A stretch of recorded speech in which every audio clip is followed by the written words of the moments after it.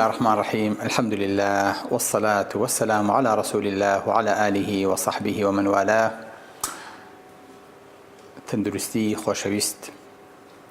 خۆشەویستان و ئازیزان، لەم وانەیە باسی نەخۆشی ئەسڕەکەین، باسی لادان لە ئەسڵی تەندروستیەکەین.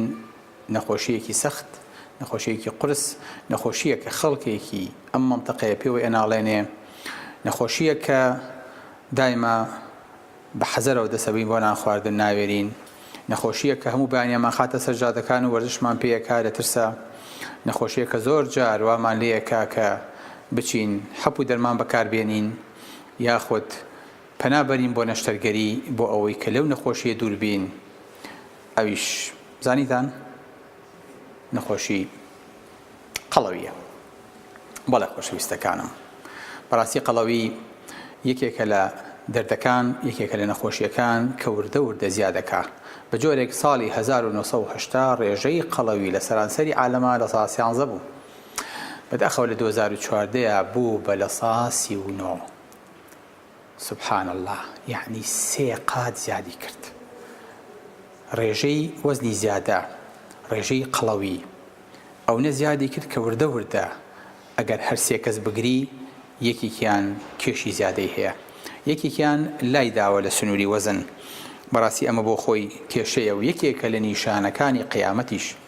پێغەمبەری خوا صلی الله علیه و سلم ئەفەرمێ کە بوخاری ڕیوایەتێکا ئەفەرمێ ئین بعدکم قەوما، قەومێک دوای ئێوە دێ، خیانەتەکەن و ئەمین نین، شایەتیە دەن و داوای شایەتیان لێ نەکراوە، ئەمەی کە پێیانەوترێ جەماعەتی ئەشەوبیلا و جەماعەتی چەورەکان، نەدرەکەن و جێبەجێ ناکەن، وەیەظهر فیهم السیمەن، قەڵەویان تیادا دەکەوێت. بۆ چکەمانە ئەهلی دەعوەت و هاتوچۆ و سەردان و سفرە و سەرمێزن، قەڵەو زۆرە بێ. یەکێ لە نیشانەکانی قیامەت پێغەمبەری خوا صلی الله علیه و سلم فەرمێ کە لێرانەیە بە سیفەتێکی منبوت هێناوێتی، بە سیفەتێکی خراپ هێناوێتی. سبحان الله، سەیرە چەند ساڵێک لەمەوە پێش ناو کوردەواریە حتا ناو عەشایرە خەڵک زۆر حەزی لە قەڵەوی بوو. ئەگەر یەکێک زەعیف وایە بە ناوێکی خراپ باڵیانە کرد یاخود لە قەبی خراپیان لێوە دۆزیەوە. بەڵام نەمانزانی هەر بە پێشکەوتنی عیلم، بە دەرکەوتنی زەرەرەکانی قەڵەوی ئەم بوو چەنەزەرە کامل ئەگۆڕێ. خەڵک بە شێوەیەکی تر ئێستا سەیری قەڵەویەکە، وا بیرەکاتەوە قەڵەوی نەخۆشیە، وا خۆی لێ ئەپارێزێ وەکو چۆن خۆی لە نەخۆشی سەرەتان و نەخۆشی شەکرە و نەخۆشی دڵ و نەخۆشەکانی تر ئەپارێزێ. بەڵێ ئەمەش یەکێکە لە گەوریەکانی پێغەمبەری خوا صلی الله علیه و سلم کە خراپە ئینسان قەڵەو بێ. بۆیە چ کاتێ ئینسان قەڵەوە بێ؟ ئەزانن خۆشەویستەکانم، هەر کاتێ چەوری لاشە زیاد بوو ئینسان چەوریەکەی سەرف نەکرد، خەز نەبێ ئەم چەوریە. جا ئەم مادەیە مەرج نییە تەنها لە چەوریەوە بێ، مەرج نییە تەنها لە گۆشتەوە بێ، لەوانەیە لە شیرینیەوە بێ، لەوانەیە لە پرۆتینەوە بێ. هەموو ئەمانەوە ئەکات کە ئینسان ئەم تاقەیە سەرف ناکە، وردە وردە لە لاشەیە مێنێتەوە کەڵەکە ئەبێ، کەڵەکە ئەبێ بە شێوەی چەوری لەژێر پێستا یاخود لە ناو جگەرە یاخود لە ناو سکا ئەپارێزرێ و ئەمێنێتەوە. بۆیە ئەم چەوریە هەتاوەکو کەڵەکەتر بێ ئینسانەکە زیاتر معەڕەزە بێ بۆ ئەوەی کە لاشەی ناتەندروست بێ و نەخۆشیەکان ڕووی تێبکەن. ئینسان ئەو خواردنەی کە ئیخوا ڕۆژانە پێویستی بەوەیە کە لە دڵیا بەکاری بێنێ وەکو تاقا، لە هەناسەیە بەکاری بێنێ، لە جەوگەی هەرسیا بەکاری بێنێ، لە پاراستنی گەرمای لەشیا بەکاری بێنێ. تقریباً 1200 سیعری حراری ڕۆژانە ئەچن بۆ ئەمانە. بەڵام ئێمە دەهێندی ئەمە ئەخۆین، ئەوانی تر بەچیەوە سەرفە بێ کە لە طوبا پێوترێ بەیزەڵ میتابۆلیک ڕێیت. ئەگەر لەمە زیاد بوو چی لێ دێ؟ مشکلەیەکی گەورەیە. ئەویش ئەوەیە کە ئەمانە وردە وردە ئەنیشن و کەڵەکە ئەبن لە هەمووی خراپترەوەیە کە ئەگەر لە بۆری خوێنا کەڵەکە بوو زەخت بەرزەکاتەوە. لەمە خراپترەوەیە کە لە بۆری دڵا کەڵەکە بێ، تووشی زەبحە و تووشی نەخۆشەکانی دڵمانەکە. بۆیە ئەو جۆرە خواردنانی کە هەمانە بەڕاستی ئەبێت وای لێ بکەین، لەگەڵ وەرزشەکانمانە ڕێکی خەین، چونکە هەرچی خواردن زیاتر ئەبێ بە وەرزش و بە جوڵە و بە تاقە سەرفیکەینەوە. ئەگە سەرف نەبوو ئەوە دڵنیابە کەڵەکە ئەبێ و ئەنیشێ و کەمڕەیەک دروستەکانە ناو لاشەتە کە زۆر بە زەحمە جارێکی تر هەڵەکردێتەوە. بەڵێ خۆشەویستەکانم، ئێمەش بەداخەوە وامان لێ هاتووە کە لاشەیەکی تەممەڵ دەرەچینە ماڵەکانمان ئەچینە گەراجەکە و سلفی سیارە لێ دەین و پێجوڵین تاقە سەرف ناکەین یەنی ناو بیناکانمانەوە پەنجانی بە مەسعەدا و بۆ قاتەکانی سەرەوەمانە با و پەیژە و قادرمە بەکارنایانین لەو لاشەوە کە برسیمانە بێت سێژەمە یاخود زیاتر وەجەباتی سەریع خواردنی چەور بیتزا گەڵس خواردنی دەرەوە بۆ هەموو مقبلاتە دوایی شیرینیە کەکەین بەسەرا دوایی شەکریتی یەکەین سبحان الله اینجا ئەم هەموو خواردنە چی لێ دێ ئەتەشێ بەسەریەکە ئەمەیە کە تووشی کێشەمانەکە ئەمەیە کە ناتوانین جارێکی تر هەڵی سوڕێنین ئەمەیە کە هیچ خەباتەیەک لە ناو مەعیدەیە ئەمەی پێ هەڵناسوڕێ نازانێت چۆن حەلیکە نازانێت چۆن سرفیکە اینجا دوایی دین ئەم شەرابە غازیانە لە کۆکاکۆلا و لە بیپسی کۆلا و لەوانی تر کە پڕە لە شەکر ئەمانەشەکەین بەسەریا بەداخەوە اینجا کە برسیمان بوو هارە بین بە دوای خواردنە ئەی کە تێر بووین اینجا خمولی ڕووماتیە کاڵین توخوا چاکەمان فریاخەن حەزەکەین بە چاو بە منەبیهێ تاقی خۆمان بهێنینەوە اینجا بە دیار کۆمپیوتەر و بە دیار تەلەڤیزیۆن و بە دیار دانیشتنەوە ئەوەستین بەبێ ئەوەی کە هەوڵ بین ئەوەی کە خواردومان ئێستا حەلی کەین سەرفی کەین نەیهێڵینەوە جا سبحان الله هەر عایلە هەیە بەداخەوە باوکەکە لە هەتاوەکو گاتە مناڵە بچووکەکە کە لە باوانیەوە فێر بووە هەموو غەممی خواردنەکەیەتی دا ئێوارە چیمان هەیە دا ئێوارە چیمان بۆکەی چێشێ بۆ لێ ناوین نانی نیوڕە ناخۆمەوە شتێکی تازەمان بۆکە باوکی بۆ هێناوینەتەوە سبحان الله ئەمە جۆرێکە بۆ بە فەلسەفە بۆ بە جۆرێک لە کولتور بۆ بە جۆرێک لە سەقافەت لە ناو عایلەکانە باوکەکە چۆن دەست بەرێ چی بخوا داوای چی بکە سبحان الله مناڵەکانی بین چاوی لێکن ئەمە جۆرێکە لە نەخۆشی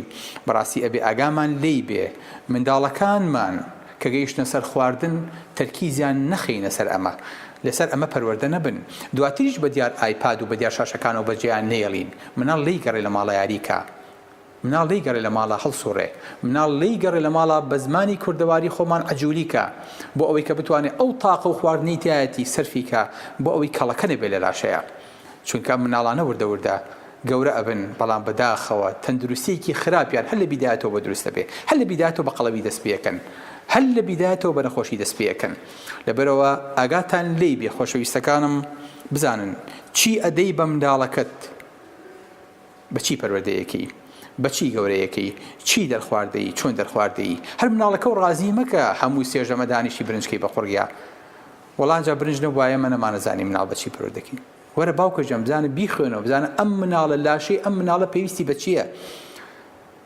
ئەوەی بەرێ نەک منداڵەکە تێرکەیت و لە کۆڵیکەیتەوە ئەخر ئەمەش پەروەردە نییە کەفا بالمەرء ئیثما ئەن یضیع من یەقوت پێغەمبەری خوا صلی الله علیه و سلم بەسە ئینسان تاوانبار بێ ئەوەی کە خواردن و قوتی بۆ پەیاکە بیفەوتێنێ ئەمە جۆرێکە لە فەوتان چۆن عەقیدەکەیە فەوتێ ئاوا لاشەشی بفەوتێنی دیسانەوە کێشەیە بۆیە خۆشەویستەکانم مەفروضە ئێمە منداڵەکانمان نا خۆمان بین بە قودوەی منداڵەکانمان وا فێرکەین چۆن چاومان لێ بکەن چاو لەسەر خواردن نەبێ خێزان چیمان هەیە خواردنێکی بەسیط خوانەی بڕێ نانێ بێنە و بە شیرێکەوە بیخۆ بە ماستێکەوە بیخۆ بە میوەیەکەوە بیخۆ بە زەڵاتەیەکەوە بیخۆ با منداڵەکەت فێری ئەوە بێ با چاوی لە ژەمەکان نەبێ ئاگات لە خۆت بێ پێش منداڵەکەت ئاگات لە مناڵەکەت بێ پێش خۆت بەڵێ خۆشەویستەکانم چکە قەڵەوی ڕەبوو زیادەکا لە ئینسانە قەڵەوی ئەستوربوونی ڕقبوونی دەماروی شاخۆی بەرەکان زیادەکا بردی گورچیلە و بردی زراو زیادەکە نەخۆشیەکانی چەوری جگەر کە ئەمڕۆ بۆ بە بەڵایەک کاکتۆر وڵات جگەرم چەوری هێنجا خۆش ئەوەیە نازانێت چەوریەکەی لەکوایە ئەلێ کاکتۆ ئێرە مێشێ هەر پیان تۆ چەوری لە جگەر دەوازانێ ئازاری هەیە چوار ڕۆژی تر ئەم جگەرە بێ بە تەپەدۆر ئەبێ بە ئیسفنج ئەو 400 ئیشەی کە مەعقولە بۆ بکە لە زۆربەیە پەکێکەوە چکە تۆ هەمی بە چەوری داگرتەوە هەمووشی دەبی خۆت و خواردنی خۆت و نەوسی خۆت بەڵێ خۆشەویستەکانم تەنانەت ئینسان وای لێ دێ بۆنی ناخۆش بۆ تووشی نەخۆشی و حتا لە تووشی نەخۆشی نەفسیە بێ ئینسان کەوای لێ هاو خۆشەویستەکانم قەڵەو بوو حەزی ناو مەجلیسی و حەزی ناو خەڵکی نامێنێ بۆیە ئینسانە بێت پارێزگاری لەسەر ئەم لاشەیە بکات. چۆن بزانم قەڵەوم مامۆستا؟ ئەوانەی کە لە توپ باژین شتێکیان هەیە پێوترێ بەدی ماس ئیندێکس، یەکسانە بە باڵا تەقسیمی کێش ئەبێ ئەم ڕێژەیە لە بینی 18 بۆ 25 بێ. لەمە زیاتر بوو وەزنی زیادەیە و کێشی زیادەیە و ئەبێ ئاگامان لێی بێ. ڕیاضی بۆ بکەین بۆی کە ئەمە دابەزێنین. بۆیە باشترین پێوانە ئەگەر ئەمە نەزانی پشتێنی خۆت کەمەری خۆت بپێوە بزانە چەنە. لە پیاوە ئەم کەمەرە ئەبێ 94 سانتیم بێ، زیادی کرد وەزنی زیادە، ئەبێ لە ئافرەتە 80 سانتیم بێ، بڕۆ مەتر بێنە و بیپێوە بزانە چەندێ لات داوە. هەر کاتێک ورگت لە سنگت زیاتر دەرپەڕی ماناوایە کێش زیادەیە. بۆیە سەحابەکان کە وەسفی پێغەمبەری خۆیان نەکرد، کە وەسفی تەندروستی خۆشەویستیانە کردیان و کانە سەواء الصەدری وەالبەطن، پێغەمبەری خوا سنگی وەکو ورگی وابوو، واتە ورگی دەنەپەڕی بوو. کورد ئەڵێ سکین وسابوو بە پشتیەوە، پێغەمبەری خوا سکی و سنگی ڕێک بوون بەو تایمەی خوای گەورە بۆی دروست کردبوو.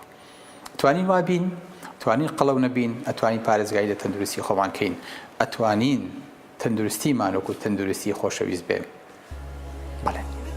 سەلام عەلەیکوم وەڕەحمەتوڵڵاهی وبەرەکاتوه.